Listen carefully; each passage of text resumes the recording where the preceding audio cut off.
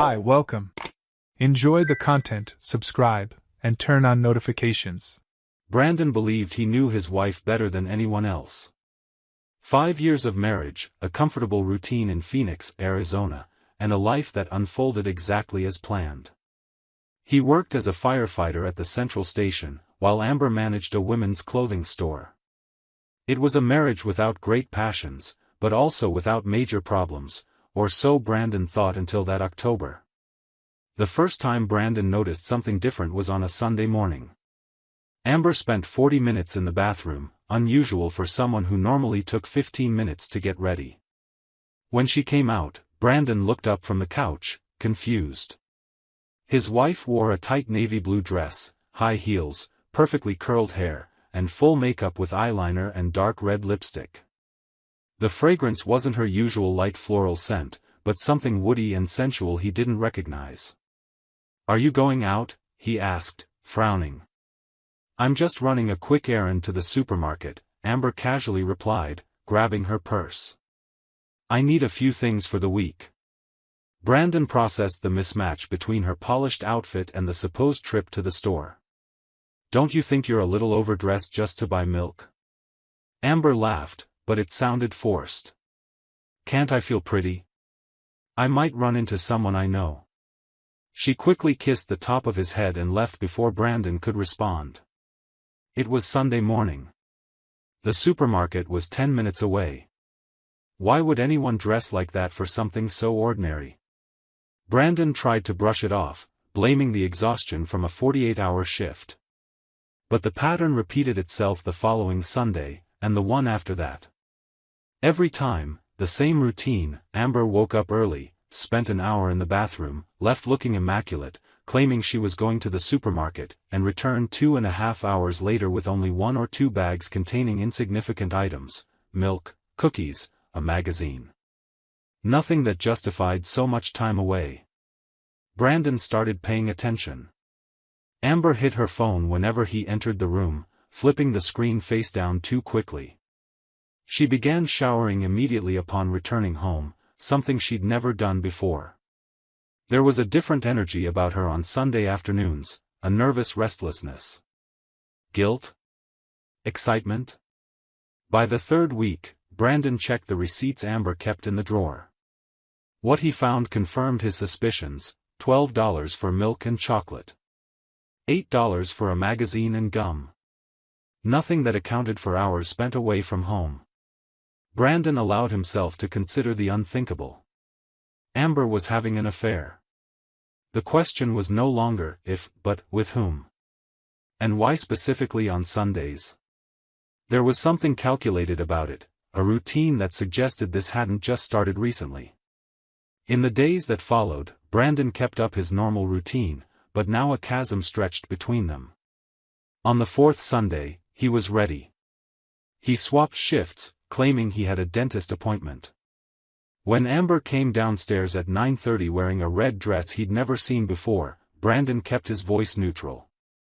"Heading to the store again?" "Yes, I need a few things," Amber replied, avoiding his gaze. "Drive carefully." Brandon waited until she left, grabbed his keys, and headed to his pickup parked on the street. He followed her, staying a safe distance behind as they drove through neighborhood streets. It was a clear autumn morning with light traffic. Amber drove away from their usual supermarket. Brandon's heart raced. She crossed 3 neighborhoods until reaching a residential area he vaguely recognized. When Amber turned onto a quiet street, Brandon slowed down. He watched as she decelerated in front of a well-kept brick house with a tidy lawn.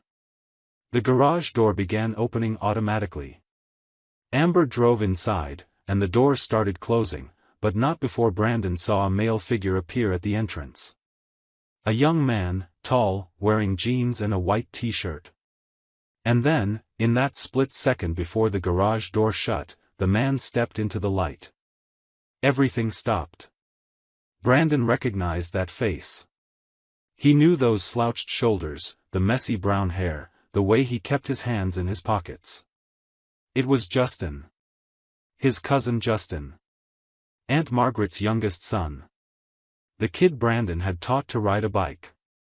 The 22-year-old, unemployed guy the family had let stay rent-free in the house Brandon's grandparents had left him. This house. This damn house was his grandparents' house. Brandon parked 3 houses down, his hands gripping the steering wheel so tightly his knuckles turned white.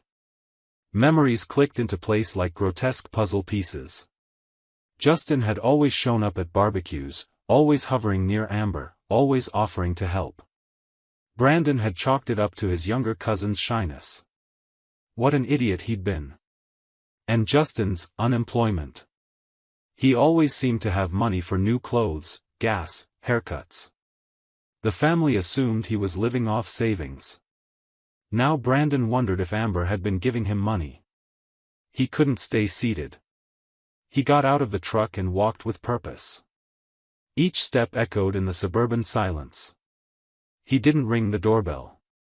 He turned the doorknob, and it opened. Of course. Why would Justin lock the door when he was expecting his married lover? He stepped into the living room where he'd spent countless Christmases with his grandparents. The floral sofa was still there, worn with age. The curtains were the same. But everything now felt tainted. He heard voices from the hallway. Laughter. Amber laughing in a way Brandon hadn't heard in years, genuine and light. He followed the sound, his steps silent. The bedroom door was slightly ajar. Through the crack, he saw part of the bed where his grandparents had slept for 40 years. Amber sat on the edge, her back turned, still in the red dress. Justin stood in front of her, her hands resting on his thighs, looking down with a smile Brandon had never seen before. There was an intimacy worse than any physical act, the way they occupied the same space, completely at ease with each other. Brandon shoved the door hard against the wall. Amber leapt from the bed as if shocked, her face instantly draining of color. Justin stumbled over his own backpack, eyes wide with panic. For a moment, no one moved. The 3 of them frozen in a tableau of betrayal. Brandon, Amber whispered. No, Brandon said, his voice strangely calm. Don't say my name. Not now. He looked from Amber to Justin. How long? Neither answered. Amber cried silently. Justin seemed unable to speak. How long? Brandon repeated, louder this time, the sharp edge in his voice making them both flinch. 6 months, Justin whispered. 6 months. Half a year. Brandon did the math. April. It had started when Justin moved in. When Brandon and Amber had helped him move, acting like family. You're my cousin, Brandon said, staring at Justin. My blood. I taught you how to drive. I was there at your graduation. I defended you when my aunt wanted to kick you out. Brandon, Justin started. No. You don't have anything to say that I want to hear. He turned to Amber. And you? My wife. The one person I trusted completely. Getting dressed up for him every Sunday, coming here to have an affair with my 22-year-old cousin. It's not like that, Amber said quickly, her voice trembling. It's not just physical. Brandon, we connected. Justin understands me in a way that. Shut up. The words snapped like a whip. Don't romanticize this. You're cheating on your husband with a kid in our grandparents' house. Do you have any idea how pathetic that is? Justin took a step forward, trying to look brave. Don't talk to her like that. Brandon let out a humorless laugh. Now you want to be the gentleman? Where was that courage the past 6 months? Why didn't you come to me like a man and tell me you were in love with my wife? At least that would have shown a shred of honor.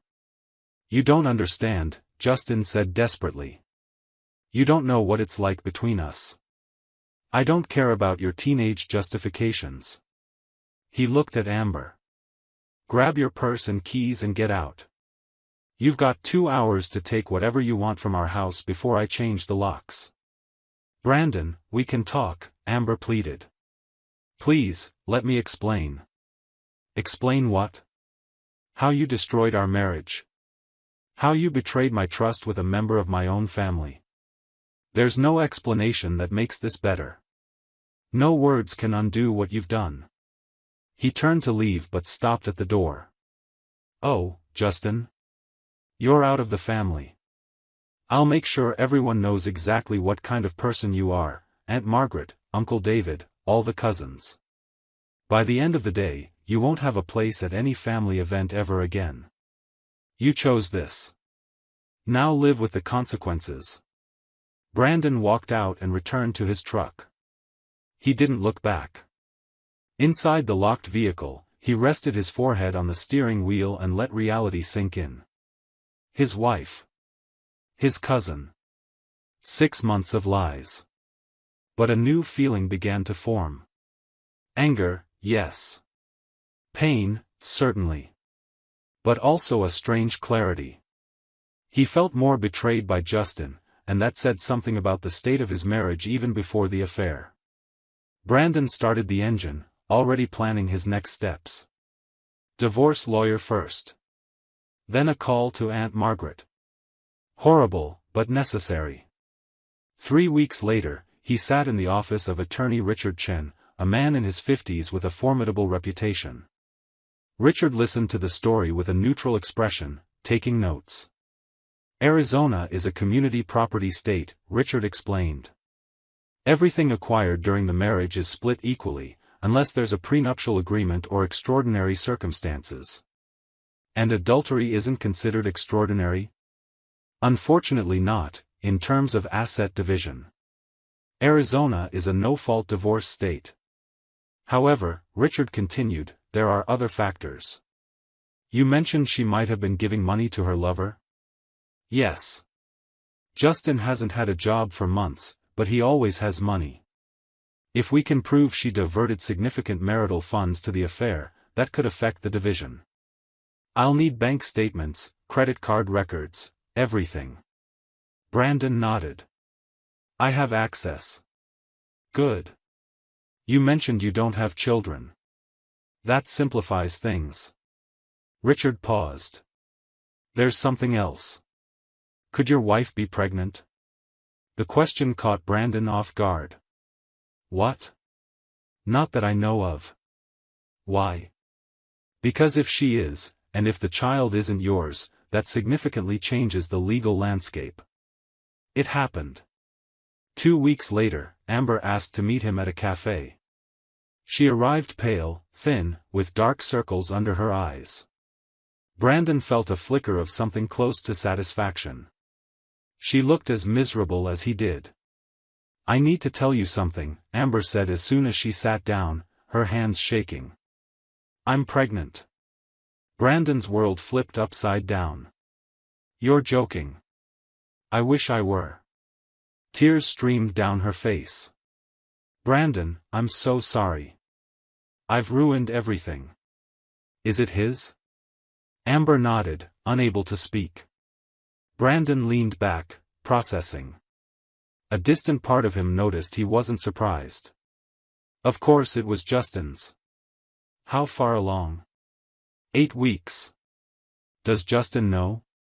Yes. He panicked. Said he's not ready to be a father. That it wasn't part of the plan. Brandon nearly laughed at the irony. So he had a plan? Because from where I was standing, it looked like reckless self-destruction. Please don't be cruel, Amber weakly pleaded. Cruel? You spent 6 months sleeping with my cousin, lying every single day, and now you're pregnant with his child. And you think I'm being cruel for pointing out reality? I know, she sobbed. I have no right to ask for anything. But I don't know what to do. What do you want me to do? Say it's all okay? Offer to raise my cousin's child? No, I just wanted you to know. Brandon stayed silent. Are you keeping it? I think so. I don't know. It's all a mess. Yes, it is. He stood up, grabbing his coat. My lawyer will be in touch. We'll add this to the paperwork. Make sure it's clear that this child isn't mine and I have no financial responsibility for it. Brandon, wait. But he was already walking out. A paternity test, conducted a few weeks later through a non-invasive prenatal DNA procedure, confirmed what everyone already knew. Justin was the father. The document became part of the divorce filing, an irrefutable piece of evidence in black and white. The family reacted as expected. Aunt Margaret was devastated, wavering between denial and blaming Amber for seducing a boy. Uncle David simply stopped speaking to Justin, his disappointment a silent, icy void.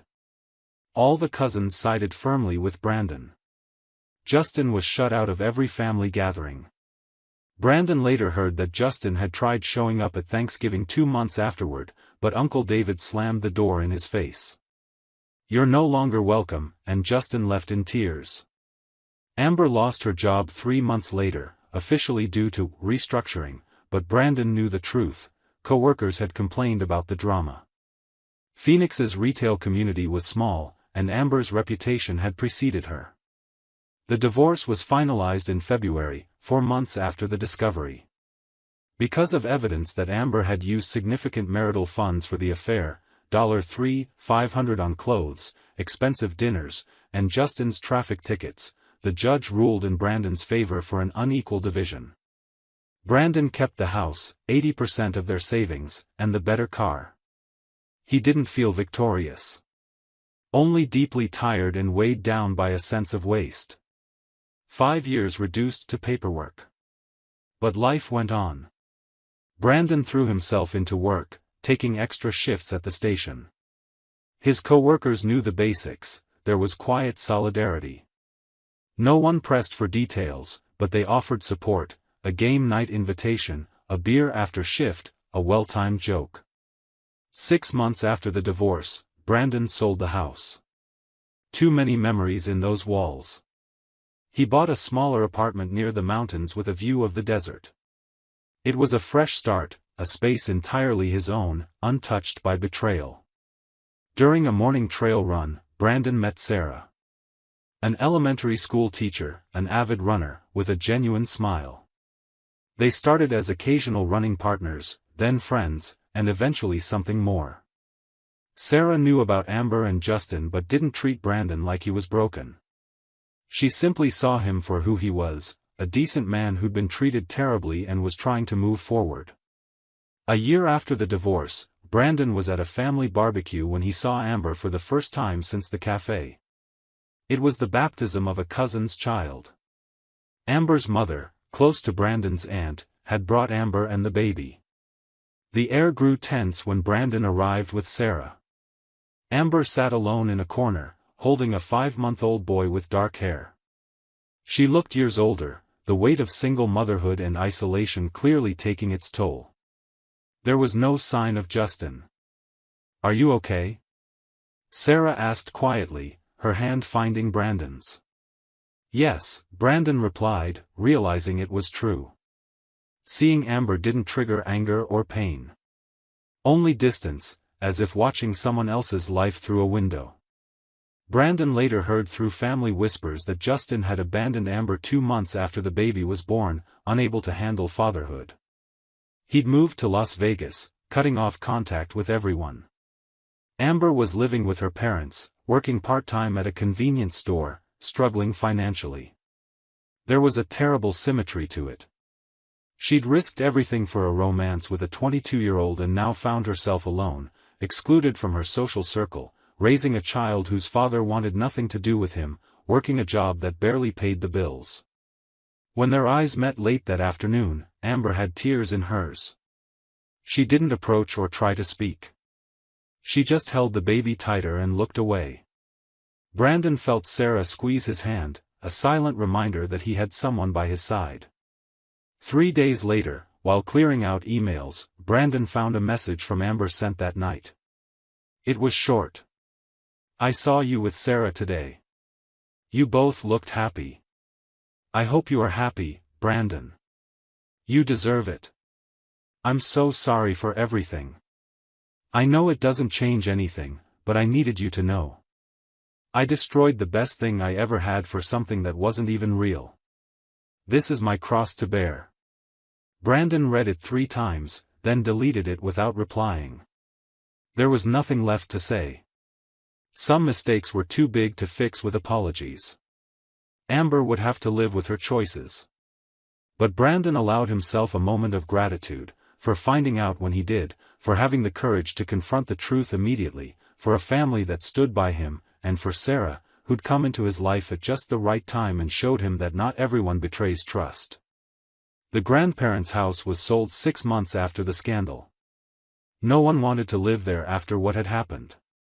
The new owners didn't know about the ghosts, the Sundays when a wife betrayed her husband with his cousin in rooms that had witnessed decades of faithful love. And Brandon? He kept living.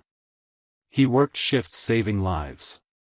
He ran trails in the mountains. He built something slow and solid with Sarah. It wasn't a fairy tale with instant happiness. It was better. It was real.